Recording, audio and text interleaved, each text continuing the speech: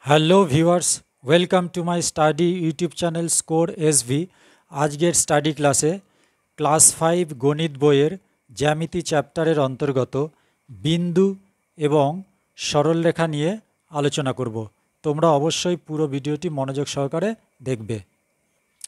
সবার প্রথমে বিন্দু কাকে বলবো? যে জ্যামিতিক চিত্রের দৈর্ঘ্য, প্রস্থ ও উচ্চতা কিছুই নেই, শুধুমাত্র অবস্থান আছে, তাকে বিন্দু বলে।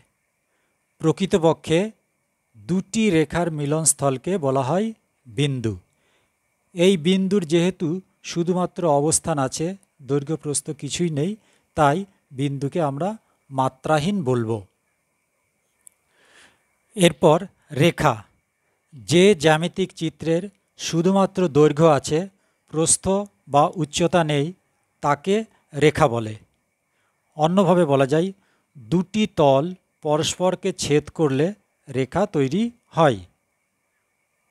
অন্য আরেকভাবে বলা যায়, কোনো তলের উপর যদি দাগ টানা হয় তবে ওই দাগকেই রেখা বলা হয়।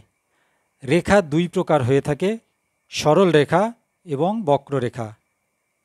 এই সরলরেখা বা বক্ররেখা এরা হচ্ছে সীমাহীন, এদের কোনো প্রান্তবিন্দু থাকে না।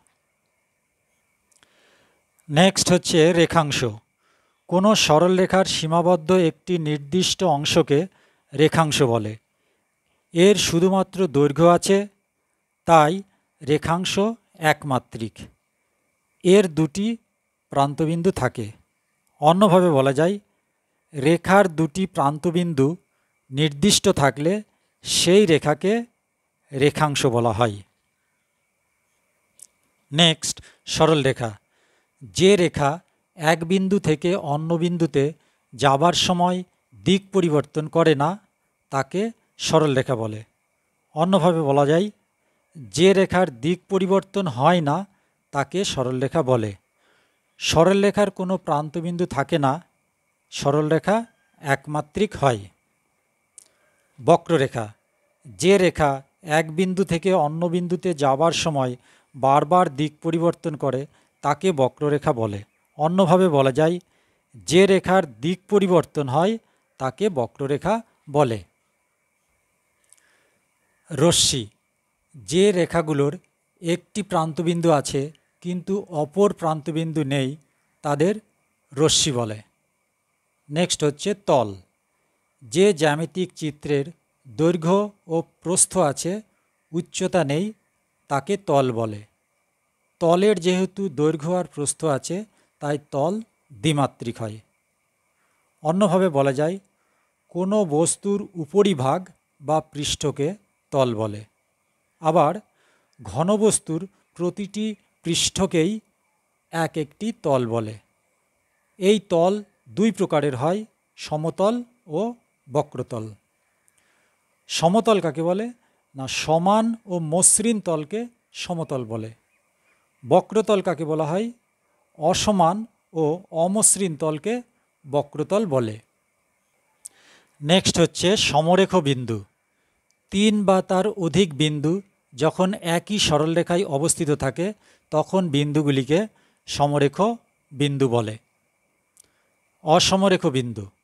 যে সকল বিন্দু একই সরলরেখায় নয়, তাদের অসমরেখ বিন্দু বলে।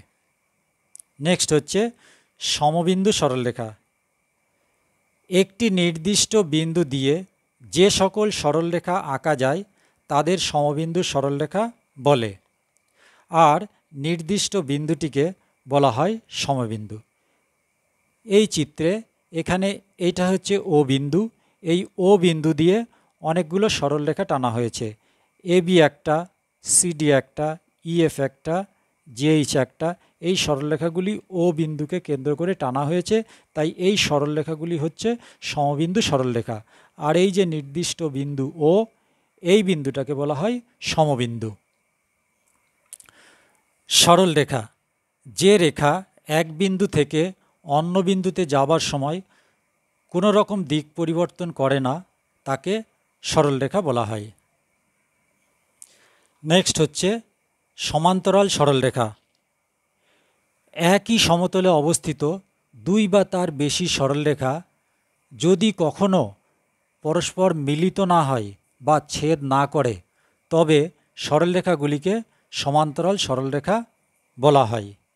এই যে এখানে এ বি সি ডি এবং ইএফ এই যে সরলরেখাগুলি, এইগুলিকে উভয় দিকে যতই বৃদ্ধি করি না কেন, যদি কখনোই তারা পরস্পরকে মিলিত না হয় তাহলে এই তিনটি সরলরেখাকে আমরা সমান্তরাল সরলরেখা বলবো।